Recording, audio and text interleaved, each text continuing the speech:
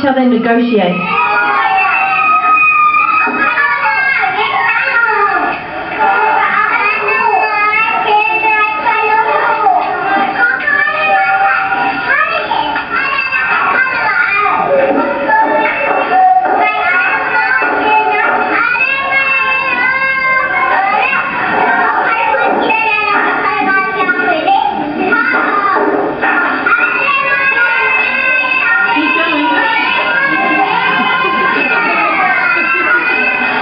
And meanwhile, the rest of the children are just playing normally.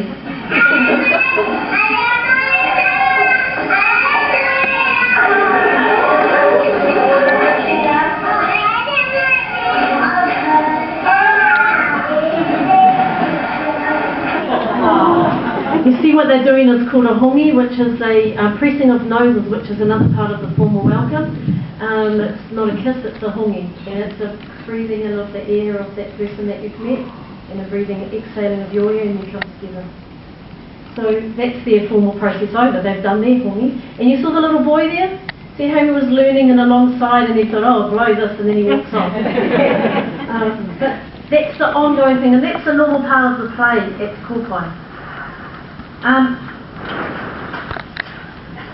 Let me get to the right page. The 4 responsibilities has been a real revelation for Te Kōpai Whiripono.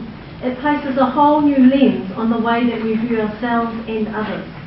If we view ourselves and others as leaders, it dynamically changes the way we engage with each other and how we operate as a whānau. We need to truly know those that we work with, those we teach, those we engage with in our whānau learning community.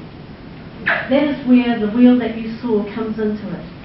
So how do we build community? What does that actually look like? And we've done things slightly differently.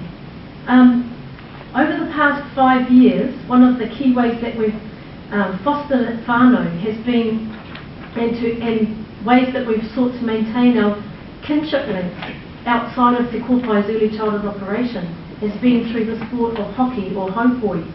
This has meant that more than 100 Kōpai children, and that's both those who graduated and gone on to school, and those who still attend, come together every Saturday. It's actually a primary school competition, but who cares? We've got 3 and 4-year-olds playing in this competition. Whether they win or lose is not the matter. It's the fact that families come together every week to speak Māori, to have a place where they come together and support each other. And here's a couple of photos. All of these people in here are all families. They're on the pitch and they're actually supporting their children. I love the way that they have just embraced the sport, which I love. You can see I'm a bit of a hockey nut. Anyone else in the room? No?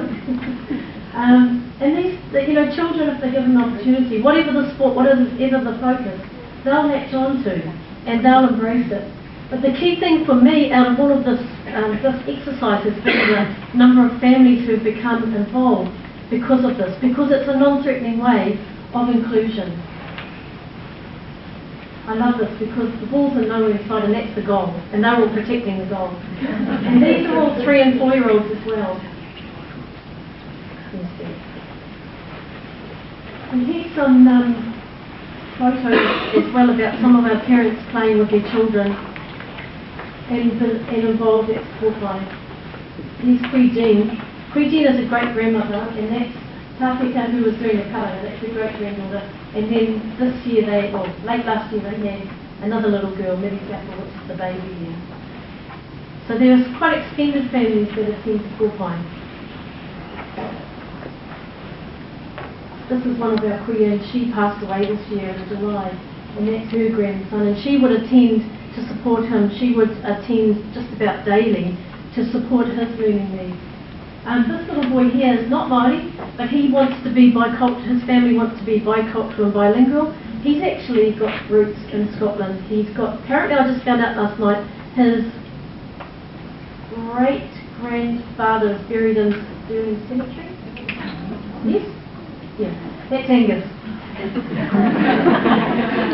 This is one of our parents celebrating her birthday.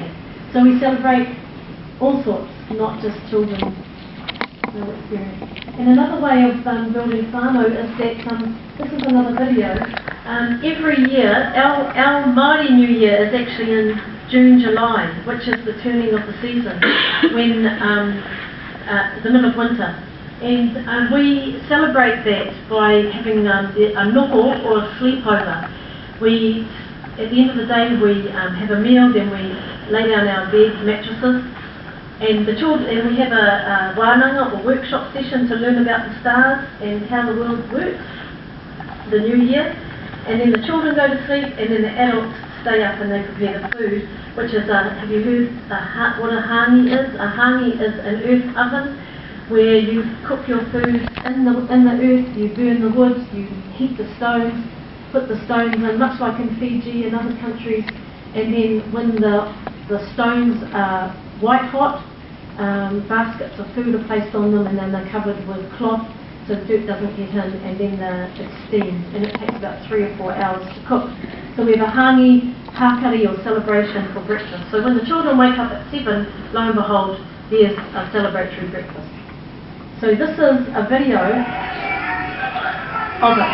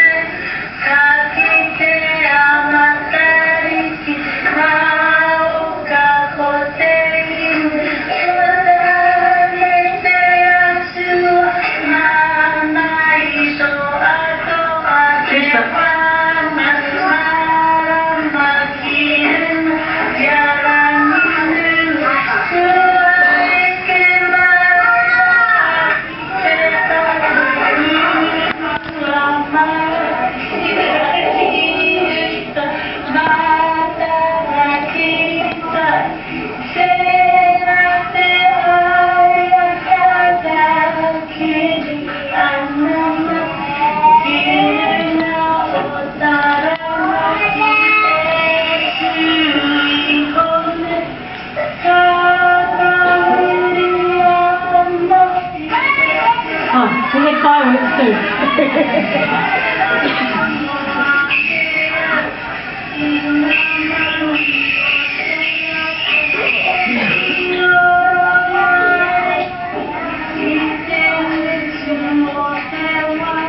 This is the honey going in, the fire.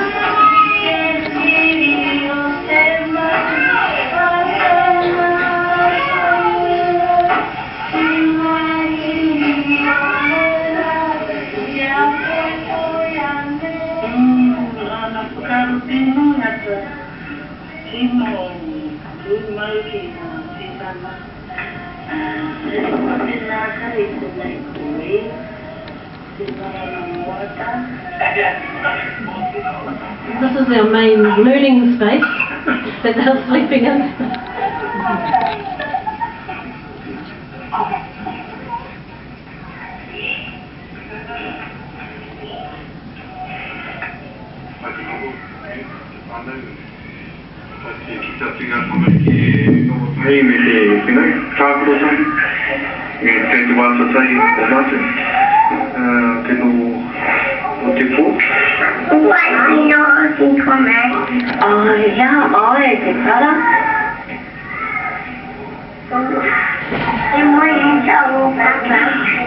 Oh, kia ora te para. Nā tani te kōko e tātou?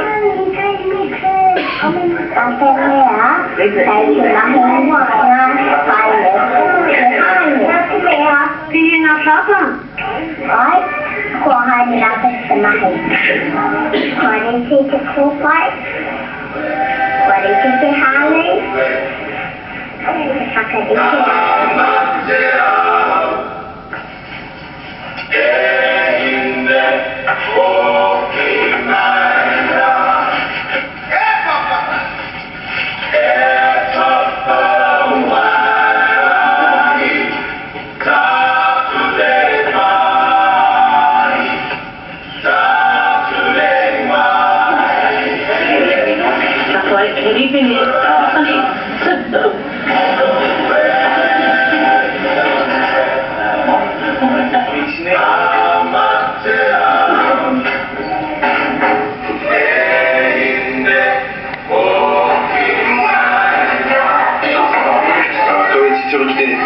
hi nei. Ran ma. Kari na ping na peke. Hai uhi hai kapite tahani. Ni pine sa mure. Kaya na tatawa titini. Papatunuki meaning Earth Mother.